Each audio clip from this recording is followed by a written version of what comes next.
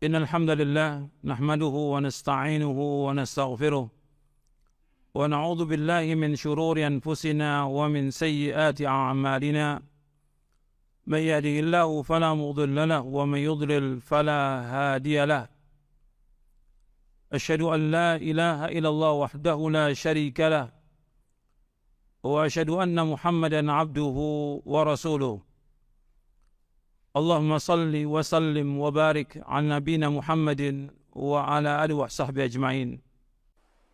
Ikhwan fiddin, azakumullah. Saya ingin sampaikan kepada antum sebagai bahan renungan yang antum bisa renungkan untuk antum sendiri dan juga untuk keluarga dari rumah. Kita mestinya merenung tentang apa yang kita lakukan pada setahun yang lalu. Apa sih yang kita lakukan? Apa yang sudah kita pelajari, apa yang kita amalkan, dan bagaimana perbuatan dosa yang kita lakukan, kita taubat atau tidak. Mestinya demikian.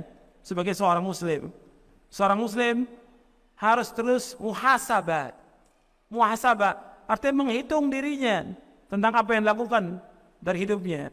Sebagaimana kata Umar bin Khattab radhiyallahu anhu, hasibu anfusakum qabla an tuhasabu. Islam berdiri kalian sebelum kalian dihisab oleh Allah.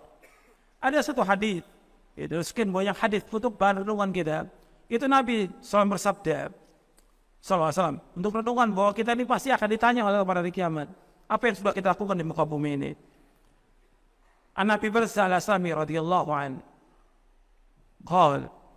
Qala Rasulullah SAW, La tazulu qadama abdin yawmal qiyamati hatta yus'ala an umrihi fima afna wa an ilmihi fima fa'ala وعن ماله من أين اكتسب وفيما أنفقه وعن جسمه فيما أبلاه أخرجه الترمذي وقال الترمذي هذا حديث حسن صحيح.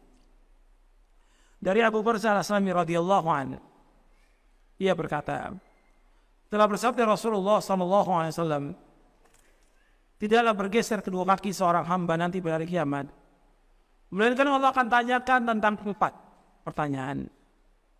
Yang pertama, Allah akan tanyakan tentang umurnya, dihabiskan untuk apa. Yang kedua, tentang ilmunya, diramalkan atau tidak. Yang ketiga, tentang harta, dari mana dia peroleh dan kemana dihabiskan. Dan yang keempat, capeknya, lelahnya, letihnya untuk apa. Hadis ini diriwayatkan oleh Imam At-Tirmidzi, dan Tirmidzi berkata hadis ini hasan sahih. Diriwayatkan juga oleh Imam Ad-Darimi dan disahihkan juga oleh Syekh Al-Albani rahimahullah dalam kitabnya Silsilah Hadits As-Sahihah. Anda perhatikan di sini, Nabi SAW menyebutkan dalam hadis ini ada 4 pertanyaan. Ini untuk semua, untuk saya dan untuk antum semuanya. Bahwa tidak bergeser kedua kaki seorang hamba, maka akan ditanyakan 4 pertanyaan. Kalau disebutkan 4, bukan sebagai pembatas 4. Banyak pertanyaan akan ditanya. Yang asas sekali, yang asas masalah tauhid kepada Allah akan ditanya. Yang kedua akan ditanya bagaimana kita mengikuti Rasulullah atau tidak. Itu yang asas sebelum pertanyaan-pertanyaan yang lain. Sebagaimana kata Imam Al-Qayyim di dalam kitabnya, Allah akan tanyakan kepada manusia 2 perkara. Yang pertama, madza kuntum ta'budun? Yang kedua, wa madza ajabtumul mursalin? Yang pertama, bagaimana kalian beribadah kepada Allah? Yang kedua, bagaimana kalian menyambut seruannya para rasul? Arti yang pertama, bagaimana kalian mentauhidkan Allah? Yang kedua, bagaimana kalian, apakah kalian mengikuti Rasul atau tidak? Yang akan ditanya. Kemudian ditambah lagi dengan pertanyaan yang lain, di antaranya 4 pertanyaan ini sebagai renungan. Yang pertama, umur kita. Anda coba, umur ini antum habiskan untuk apa? Jadi umur itu dihabiskan untuk apa?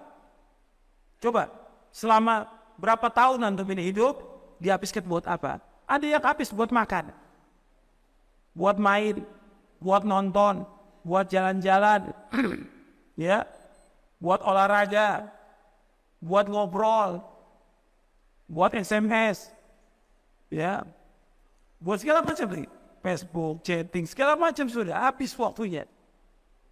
Ditanya, buat apa waktunya? Apa buat nonton, buat main, buat segala macam, akan ditanya oleh Allah. Apakah buat ibadah kepada Allah, buat ngaji, buat mengamalkan ilmu atau yang lain, akan ditanya ini. Umurnya habis untuk apa?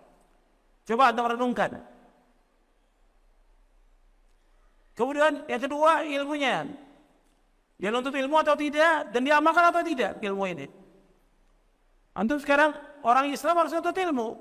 Dan mesti nambah ilmu kita setiap hari. Dan nambah iman kita, nambah ketakwaan kita kepada Allah. Mestinya demikian. Jangan tambah turun. Mesti ngajinya nambah, ilmunya nambah, ketakwaannya juga tambah kepada Allah. Tambah takut kepada Allah. Tambah warau, tambah zuhud, tambah takut kepada Allah. Ini kan. Coba ilmu diamalkan. Untuk diri kita, buat rumah tangga, tambah baik hubungannya. Rumah tangga dengan istri juga tambah baik, dengan tambah baik. Bukan tambah kasar, bukan tambah kejam, bukan tambah jauh dari Islam. Tambah baik hubungannya dengan rumah tangga. Begitu hubungan dengan masyarakat tambah baik. Ini kan, coba renungkan ini perjalanan hidup kita. Yang kedua. Yang ketiga, harta kita dari mana kita peroleh? Dari yang halal atau yang haram? Kita cari maisha ini halal atau haram? Coba renungi, pekerjaan kita ini halal atau haram? Uang yang masuk ke kita, uang siapa? Uang orang, uang kantor, barang itu yang ada pada kita, barang kantor, barang yayasan, barang masjid, atau punya orang lain, atau utang yang nanti belum bayar, nanti pakai barangnya. Coba atau renungkan, dari mana harta itu yang peroleh? Dan kemudian kemana dihabiskan harta itu? Apakah untuk yang halal, apakah untuk yang haram? Atau untuk yang mubadzir, untuk yang bidah, untuk yang syirik? Akan ditanya oleh Allah, harta itu dihabiskan untuk apa? Apa dihabiskan untuk mubadzir? Seperti banyak kaum muslimin, dia habiskan uangnya untuk merokok, untuk bidah. Ini haram, rokok haram. Sepakat seluruh ulama tentang haramnya. Hatta Majelis Ulama Indonesia menjelaskan tentang haramnya fatwanya. Tinggalkan mubadzir itu namanya setan, dan gak ada manfaat sama sekali. Uang ini bukan uang kita. Uang ini harta yang diberikan Allah yang memberikan kepada kita. Allah akan tanya kemana dihabiskan uang itu. Apakah untuk yang sia-sia, untuk yang foya-foya, untuk yang haram, atau untuk yang bidah, akan ditanya oleh Allah. Kemudian yang terakhir, yang keempat, yang akan ditanyakan oleh Allah pada hari kiamat, tentang capeknya kita, lelahnya kita, letihnya kita untuk apa? Kita capek untuk apa? Apakah capek untuk begadang, capek untuk nonton, capek untuk olahraga, capek untuk main, atau capek kita untuk membaca kitab Allah, atau kita capek untuk membaca sunnah Nabi SAW, atau capek karena kita berdakwah mengajak umat kepada tauhid, atau capek kita membantu orang-orang yang susah, atau capek dalam melaksanakan ibadah haji atau umrah, atau yang lainnya. Capek kita untuk apa? Untuk di jalan yang benar atau di jalan bid'ah dan syirik? Allah akan tanya tentang ini. Dan Nabi bersabda dalam satu hadis yang sahih yang diriwayatkan oleh Imam Ahmad dan Ibnu Hibban, kata Nabi, likulli amalin syirrah wa likulli syirratin fatrah, faman kana fatratu ila sunnati faqad ihtada wa man kana ila ghairi faqad halak. Sesungguhnya tiap-tiap amal itu ada masa semangatnya, ada masa lelah dan letihnya. Barang siapa semangatnya, lelah letihnya karena melaksanakan sunnahku, maka dia telah melakukan petunjuk. Dan barang siapa yang lelah letihnya semangatnya bukan karena sunnahku, maka dia telah binasa. Faqad halak, dia telah binasa.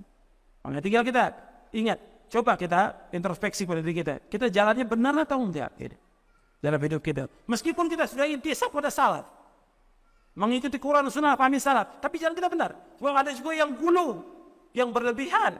Ada juga yang menyamai kelompok takfir, ada juga yang melalaikan. Ada yang suka tahdzir kepada orang.